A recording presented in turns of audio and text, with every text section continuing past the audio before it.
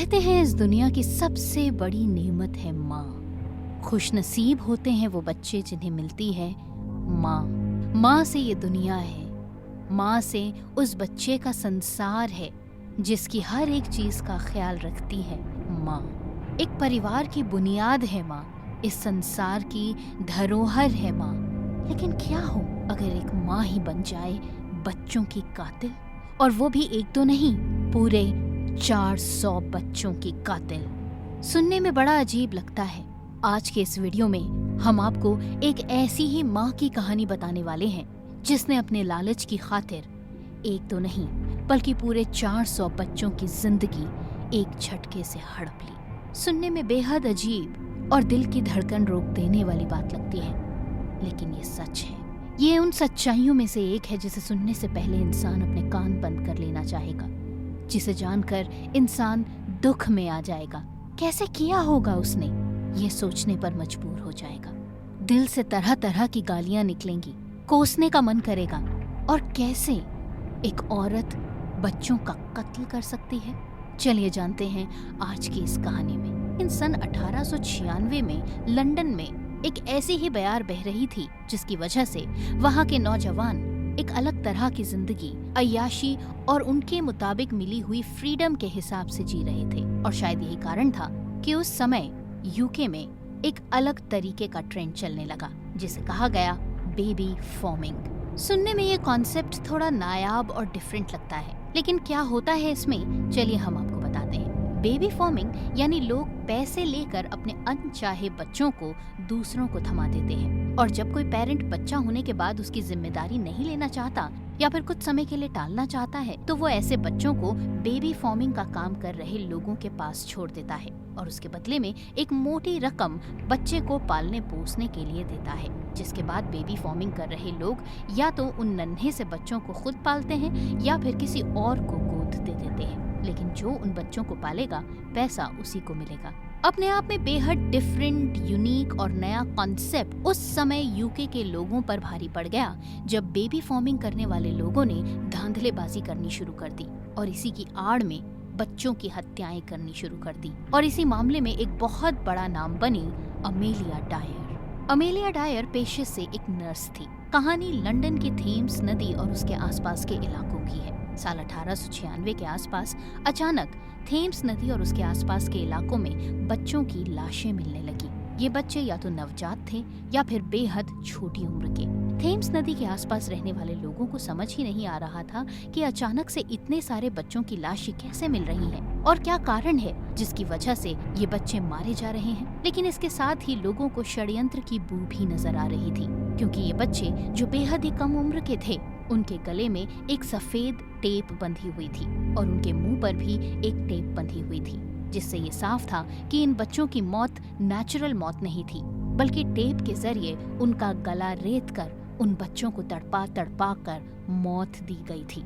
और मौत के बाद उन बच्चों को थेम्स नदी और उसके आसपास के इलाकों में फेंक दिया जाता है। लेकिन इस सब मामले में अमेलिया डायर की भूमिका क्या थी, चलिए अब आपको वो बताते हैं। कौन है अमेलिया डायर? अमेलिया डायर पेशे से नर्स थी जिसके बहुत ऊंचे अरमान थे। शायद इसी के चलते लंदन की रहने वाली अमेलिया ने खुद से 30 साल बड़े एक शख्स से शादी कर ली। जिस समय अमेलिया ने पहली शादी करी थी उस समय वो सिर्फ 24 साल की थी और उसका पति उससे 30 साल बड़ा था। लेकिन बावजूद इसके अमेलिया की जिंदगी ठीक ठाक चल रही थी। दोनों की एक बेटी थी। अपनी जिंदगी में अमेलिया खुश थी, लेकिन अचानक अमेलिया के पति की मौत हो गई और कुछ समय बाद अमेलिया ने दूसरी शादी कर ली। दूसरे पति के साथ अमेलिया की शादी ज्यादा सालों तक नहीं चल पाई। हालांकि इस शादी से अमेलिया को 2 और बच्चे हुए और अब अमेलिया 3 बच्चों की मां बन चुकी थी। लेकिन दूसरे पति के साथ अमेलिया की जिंदगी में काफी मनमुटाव चल रहे थे। ये मनमुटाव और ना बढ़े, इस वजह से अमेलिया ने अपने दूसरे पति को छोड़ दिया। अब अमेलिया के ऊपर अपने 3 बच्चों को पालने की जिम्मेदारी आ गई। अमेलिया जो काम कर रही थी उससे वो अपना परिवार और अपने तीनों बच्चों का अच्छी तरह से पालन पोषण नहीं कर पा रही थी। लिहाजा अमेलिया को कुछ ऐसा काम करना था जिससे वो अपने परिवार का खर्च चला सके।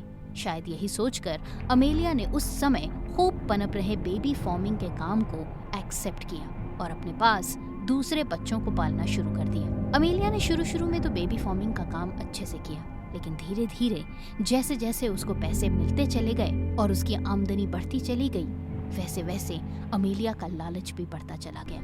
धीरे धीरे वो बेबी फार्मिंग के काम से मिलने वाले पैसों को उन बच्चों पर खर्च करने की बजाय अपने बच्चों और खुद पर खर्च करने लगी। वो उन बच्चों को भूखा मारने लगी, न खाने को कुछ देती न पीने को, और जो पैसा उन बच्चों के लालन पोषण के लिए उनके माता पिता अमेलिया को दिया करते थे, अमेलिया ने उन पैसों को अपने ऊपर खर्च करना शुरू कर दिया।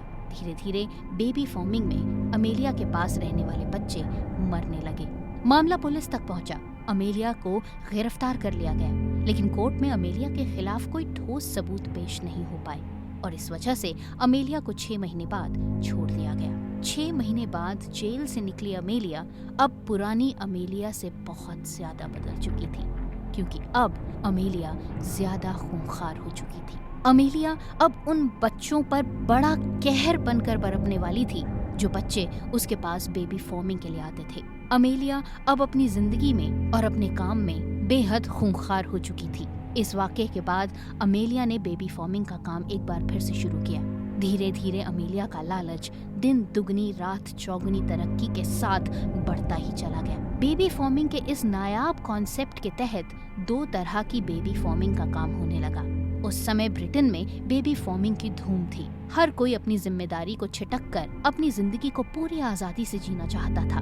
लिहाजा परमानेंट बेबी फार्मिंग का काम ब्रिटेन में फलने फूलने लगा। परमानेंट बेबी फार्मिंग के तहत वो माता पिता अपने बच्चों को बेबी फार्मिंग सेंटर्स पर छोड़ जाते थे जो अपने बच्चों को वापस लेना ही नहीं चाहते। टेम्पररी बेबी फार्मिंग के तहत माता पिता कुछ समय के लिए अपने बच्चों को लोगों के पास छोड़ते थे, लेकिन अमेलिया ने परमानेंट बेबी फार्मिंग के इस काम को अपने लिए एक बहुत ही बेहतरीन अपॉर्चुनिटी की तरह देखा। अमेलिया ने परमानेंट बेबी फार्मिंग के तहत माता पिता से खूब सारा पैसा बटोरना शुरू कर दिया और धीरे धीरे जब उसके पास बच्चे बढ़ने लगे तो उसने इन बच्चों को जान से मारने का फैसला लिया।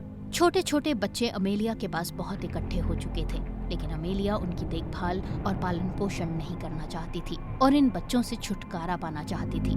लिहाजा अमेलिया ने एक एक करके बच्चों को मारना शुरू कर दिया। वो अपने घर में ही बच्चों का कत्ल करती। तरीका वही था, नर्स थी। उसे पता था कि किस तरह से इन बच्चों को मौत के घाट उतारा जा सकता है ताकि उस पर किसी का कोई शक न जाए।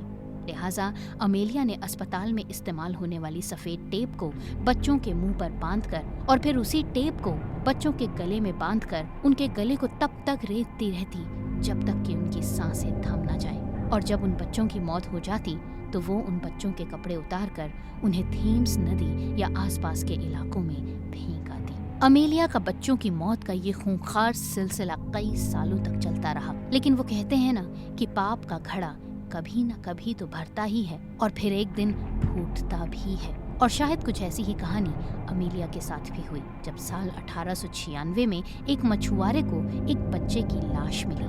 जब मछुआरे ने उस बच्चे की लाश को पुलिस के सुपुर्द किया तो पुलिस ने इस मामले की जांच करनी शुरू की। पुलिस ने पाया कि ये बच्चा जिसकी मौत हुई है उसके गले में एक सफेद टेप बंधी हुई है और यकीनन इस बच्चे की मौत गला रेत कर की गई है। लिहाजा ये कोई नेचुरल डेथ नहीं बल्कि एक सोची समझी साजिश के तहत मौत का काला कारनामा है।